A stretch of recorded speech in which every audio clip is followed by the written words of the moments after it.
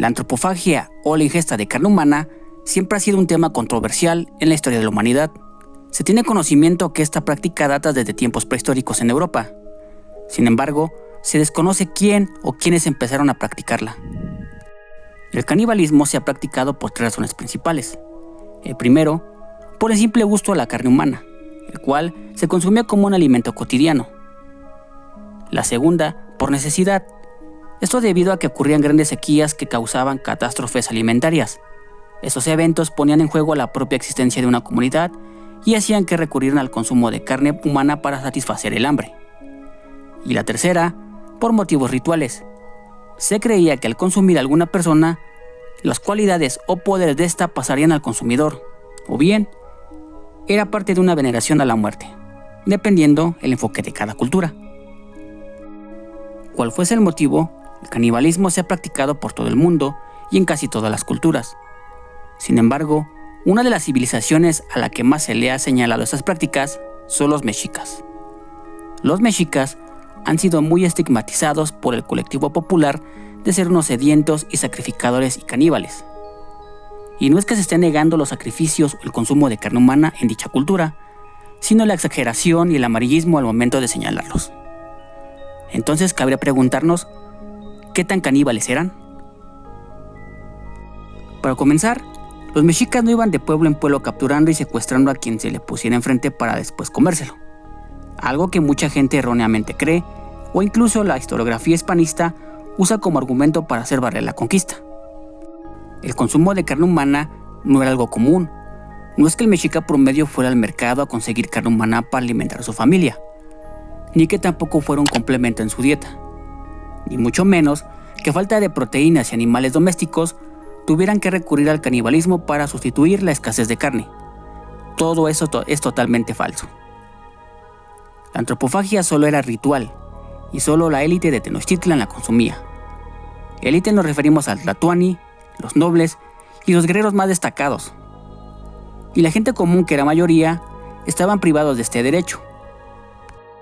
Para los guerreros mexicas, la ingesta de carne humana era una comunión divina, es decir, los cautivos de guerra vencidos que demostraron ser formidables oponentes representaban la encarnación de los dioses, y al comer su carne practicaban una especie de comunión con ellos. Además, se tenía la creencia de que al consumir una parte del guerrero cautivo, adquirían su fortaleza y vigor. Según las crónicas de Fray Bernardino de Sahagún, Diego Durán y Cervantes de Salazar, la ingesta humana tenía motivos muy religiosos y celestiales, pues la carne sacralizada por los sacerdotes era casi bendita.